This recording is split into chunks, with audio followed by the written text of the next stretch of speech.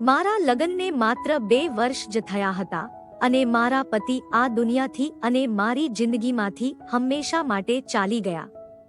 મારી સાસુએ મારા લગ્ન તેમના નાના દીકરાથી કરાવી દીધા, જે એ સમયે માત્ર 15 વર્ષનો હતો. મેં વિચાર્યું કે મારી શાદી તો એક બાળક સાથે થઈ છે, પણ જ્યારે હું મારી પ્રથમ રાત્રે રૂમમાં ગઈ ત્યારે એ બાળકે એવું કર્યું જે કોઈ મોટો માણસ પણ કરી શકે નહીં. એ બાળકે એ રાતે મારી તો સ્થિતિ જ ખરાબ કરી દીધી હતી. મારું નામ નિશા છે અને હું ખૂબ જ સુંદર હતી. મારી જિંદગીમાં બધું ઠીક હતું.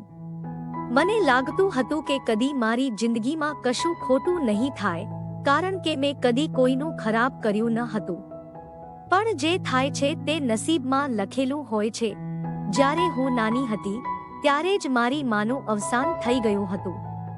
મારી માને ગુમાવ્યા પછી મારા પપ્પા ઘરે ક્યારેય ધ્યાન નહીં આપતા અને થોડા મહિના પછી તેમણે બીજી શાદી કરી લીધી.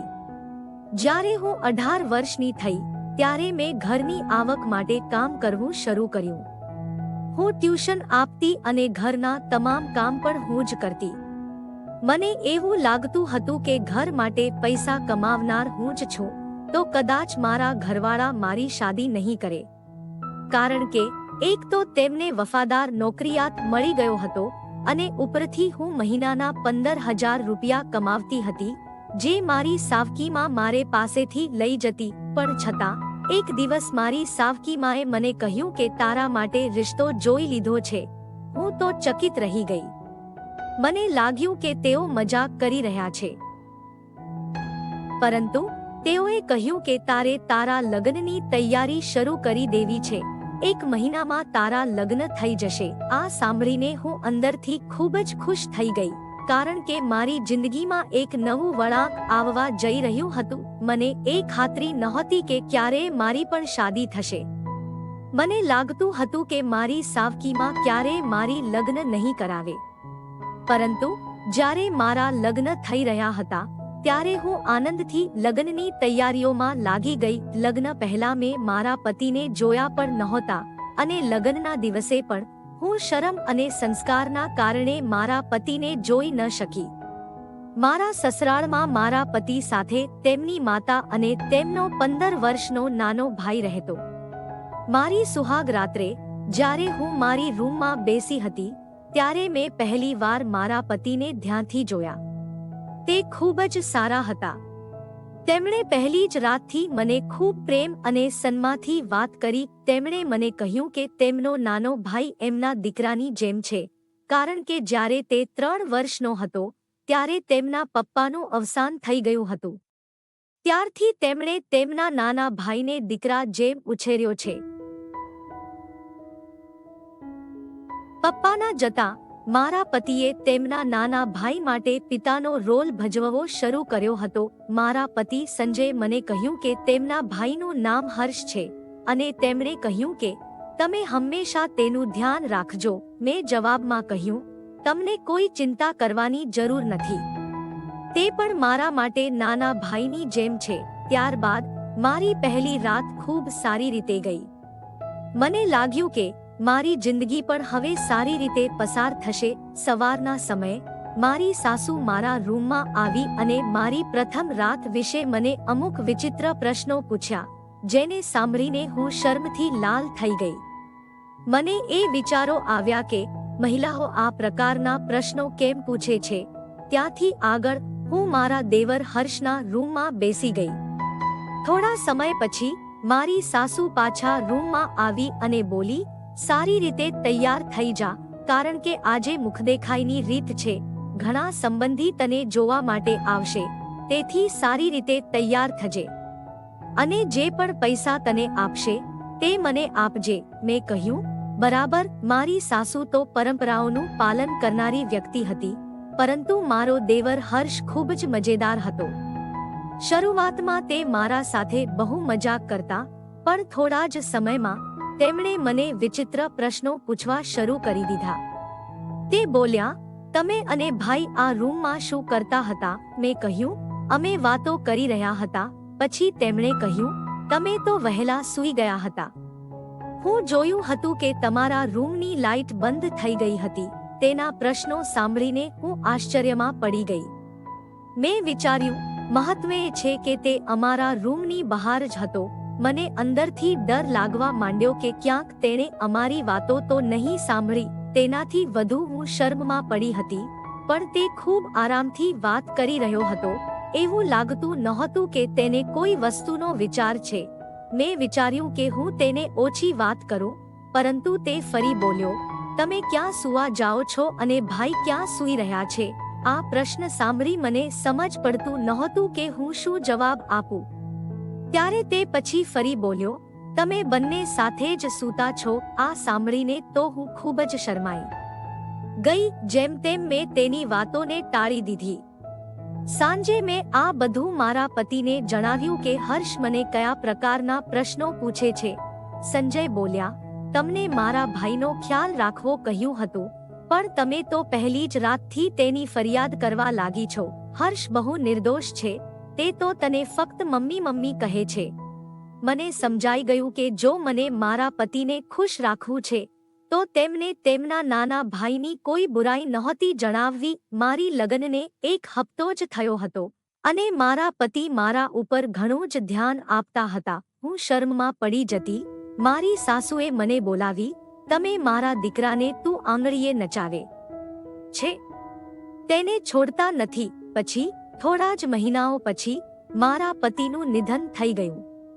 આ અમારા માટે ખૂબ જ મોટી દુઃખદ ઘટના હતી. મારા પતિના મૃત્યુ પછી આખું ઘર ખૂબ જ દુઃખમાં હતું. મારી સાસુ તો મને કહેવા લાગી, તમે મારા દીકરાને ખાઈ ગયા. તારા પગ જ મનહૂસ છે. તારા કારણે જ આ ઘરનો વારસદાર ગયો. આ 2 મહિનામાં હું સતત આ ત્રાસ અને તાના સાંભળતી રહી. મારું મોં બંધ હતું, કારણ કે મારું કોઈ બળ નહોતું. આ બધું ખતમ થતા મેં વિચાર્યું, હવે મારા માટે આ ઘરમાં શું બચ્યું છે? હું મારા માવતર ઘરે જવા માંગુ છું. અહીંયા રહીને મારી જિંદગીમાં ખુશ રહેવા માટે કંઈ નથી. મારા પપ્પા અને સાવકીમાં મને પાછા લેવા માટે આવ્યા. પણ મારી સાસુએ એવો શબ્દ કહ્યો કે બધા જ લોકો આશ્ચર્યમાં પડી ગયા. મારી સાસુએ કહ્યું, હું તેને પાછી નથી મોકલી શકતી. આ મારી દીકરાની વિધવા છે. મારા પપ્પાએ કહ્યું, તમે જે દીકરો કહો છો તે હવે દુનિયામાં નથી, તો આના માટે અહીં શું કામ છે?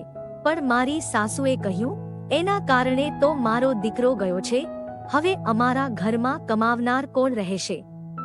હવે તો માત્ર મારો એક જ દીકરો બાકી છે અને તે તો હજુ સ્કૂલમાં ભણતો છે.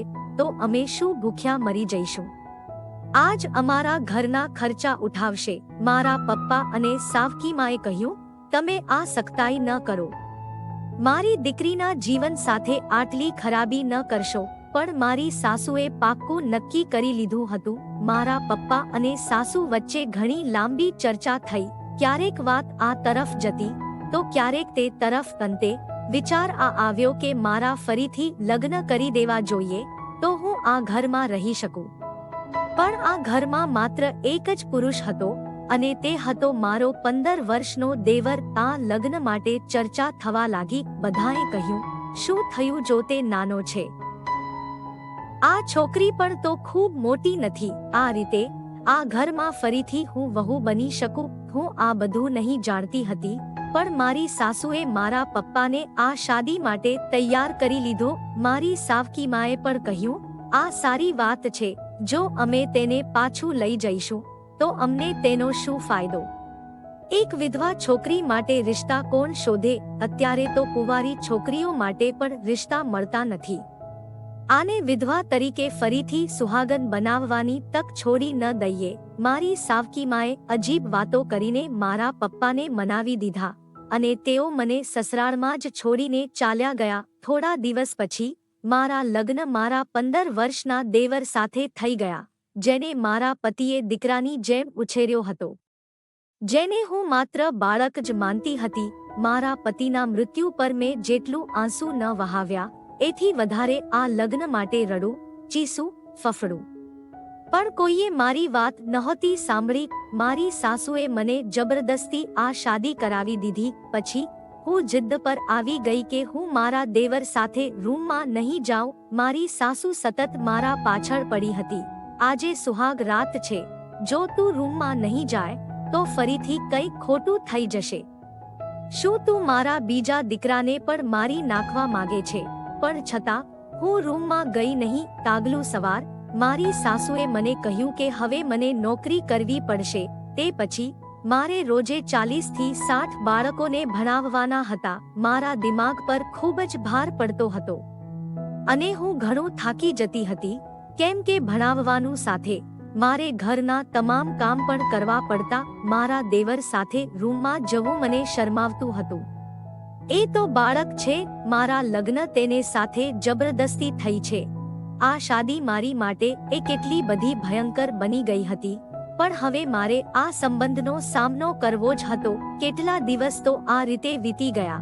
પણ એક દિવસ હું આશ્ચર્યમાં પડી ગઈ જ્યારે મારો દેવર પોતે જ કહી રહ્યો હતો કે મારી પત્નીને મારા રૂમમાં મોકલો. મને ખબર હતી કે તે બાળક છે, એને આ બધાની સમજ નથી, એટલે તે આ પ્રકારની વાતો કરી રહ્યો છે.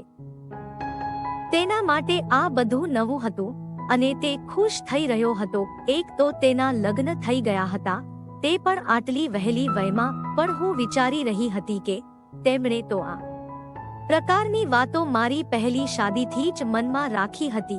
હવે મને સમજાઈ ગયું કે તે નાનો બાળક નથી. તે તો આ બધામાં રસ રાખતો હતો, પણ તેને ખબર નહોતી કે પત્ની શું હોય છે અને પતિ પત્નીનું શું સંબંધ હોય છે. મારી જિંદગી બરબાદ થઈ ગઈ હતી. હવે તો મારી પાસે રહેવા માટે કંઈ ન હતું. એક દિવસ હું વિચારીને બેઠી ગઈ કે હવે આ ઘર છોડી દેવું છે. બસ આ મારું અંતિમ નિર્ણય છે. મારે લાગતું હતું કે આ ભાગવું એ મુશ્કેલ નથી, પણ પછી મને સમજાયું કે આ સાચું ન હતું. મારા દેવરને આ ખબર પડી ગઈ હતી. તેણે મને કહ્યું, ચિંતા ન કર, હું તને મદદ કરીશ. જે પણ તું કહેશે હું કરીશ. તને કોઈ પણ પ્રકારની મુશ્કેલી નહીં પડે. તેની આ વાતો સાંભળીને હું અંદરથી રડી પડી. હું પણ ઘર છોડી જવા ઈચ્છતી નહોતી. અંતે ભાગીને કઈ જવાની છું. જો હું એકવાર ભાગી જાઉં તો મારા ઉપર ઘરથી ભાગી ગઈનું કલંક લાગી જશે. હું એક સન્માનિત પિતાની દીકરી હતી. મેં મારી આખી જિંદગી બહુ સન્માન સાથે વિતાવી હતી. હું કેવી રીતે મારા પપ્પાનું નામ બદનામ કરી શકું? મારા અંદર ઘણો કન્ફ્યુઝન હતો. મારો દેવર મને સતત એવી રીતે આશ્વાસન આપી રહ્યો હતો જાણે તે મને સમજી રહ્યો હતો. મારા સાસુને બીજા દિવસે આ વિશે ખબર પડી, પણ મારા દેવરે બધું સંભાળી લીધું. નહીં તો મને બહુ દાંટ પડતી. મારી સાસુએ શોર મચાવવાનું શરૂ કર્યું. આજ તો તું મારા દીકરાના રૂમમાં જ જશે. જો પતિ પત્ની એક સાથે નહીં રહે તો શું અલગ અલગ રહેશે? તે જ સાંજે મારી સાસુએ મને ફરીથી દુલ્હન બનાવીને દેવરના રૂમમાં ધકેલી દીધી. એક પળને માટે મેં વિચાર્યું કે અંદરથી દરવાજો બંધ કરી દઉં, પણ હું એવું ન કરી શકી, કારણ કે સાસુએ પહેલાથી જ દરવાજો ખોલી દીધો હતો. થોડીવાર બાદ મારો દેવર રૂમમાં આવી ગયો. મને લાગે છે કે તે નાનો છે, તેને ધમકી આપીને સુવડાવી દઉં. મને વાંધો નહોતો. મારી સાસુ પણ ખુશ અને હું પણ. કોઈને શું ખબર કે રૂમની અંદર શું થઈ રહ્યું છે? હું આશ્ચર્યમાં પડી ગઈ કે આ વિચાર મને પહેલા કેમ ન આવ્યો. મારો દેવર રૂમમાં આવ્યો અને મારો હાથ પકડીને બોલ્યો, તમે ખૂબ સુંદર લાગો છો. હા, બરાબર છે, હવે તું સૂઈ જા. મેં કહ્યું. મારે મેકઅપ અને દાગીના ઉતારવાનું શરૂ કર્યું. મારો દેવર બોલ્યો, તમે ખૂબ જ સારી લાગો છો. હું સારી છું કે ખરાબ તેનાથી તને કોઈ લેવા દેવા નથી.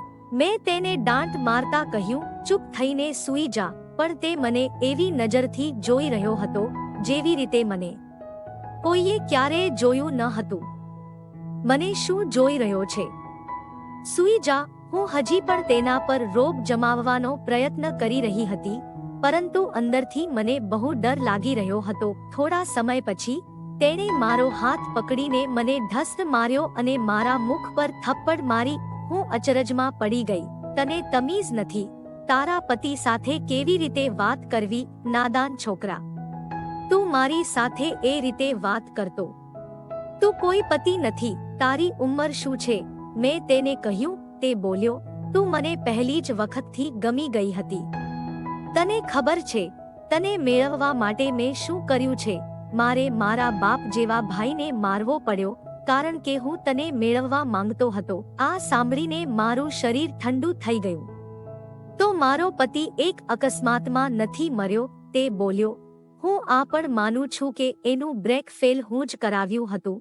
એવું તો બધાએ માન્યું કે તે અકસ્માતમાં માર્યો ગયો છે. મારા પગ નીચેની જમીન સરકવા લાગી. જેણે મેં બાળક માન્યું તે તો શેતાન હતો. તે કોઈ માસૂમ બાળક ન હતો, તે દાનવ હતો. હું જાણતી ન હતી કે હવે શું કરવું. મારે તો અહીંથી ભાગવું જ છે. હવે મને ખબર પડી ગઈ હતી કે જે મારી માટે નાનો બાળક હતો તે શેતાન છે. તે મારા પતિના મોતનું કારણ છે અને હવે તે જ મારી સાથે જબરદસ્તી પતિ બનવા માંગે છે. મારે ત્યાંથી ભાગવું હતું. હું ચીસો પાડવા માંગતી હતી, પરંતુ આ કરતા પહેલા તેણે મારો હાથ પકડીને મને પોતાની તરફ ખેંચી લીધો અને મારી સાથે પોતાની ઈચ્છા પૂરી કરવાની કોશિશ કરી. હવે તો મને તેની આકૃતિથી જ નફરત થવા લાગી હતી. મને જોરદાર ધક્કો મારીને મેં તેને દૂર કર્યું અને રૂમમાંથી બહાર દોડી ગઈ. હું દારૂણ રીતે ચીસો પાડવા લાગી. મારી આખી હકીકત હું બહાર ચીસતો કહેતી રહી, પણ કોઈએ મારી વાત માનવી જ નહોતી. મારા દેવરે બધાના સામે મને કોઈ પ્રમાણ નથી, તે ખોટી વાતો કરી રહી છે એવું કહીને મારા પર જ આરોપ મૂક્યો. તે બોલ્યો, મને એ નથી માની શકતી કે હું તેનો પતિ છું. એટલા જ કારણે તે મારી ઉપર આ પ્રકારના આરોપો લગાવી રહી છે. હવે મારો કોઈ રસ્તો નહોતો બચ્યો. મહેશ, મેં એક જિંદગી માટેનો વર્તમાન કરી લીધો. હવે હું મારા પતિના હત્યારા સામે સજા માટે લડવા જાઉં છું. થોડી જ વારે મને ખબર પડી કે હું ગર્ભવતી હતી. હવે હું મારા બાળક માટે જીવવા માંગતી હતી.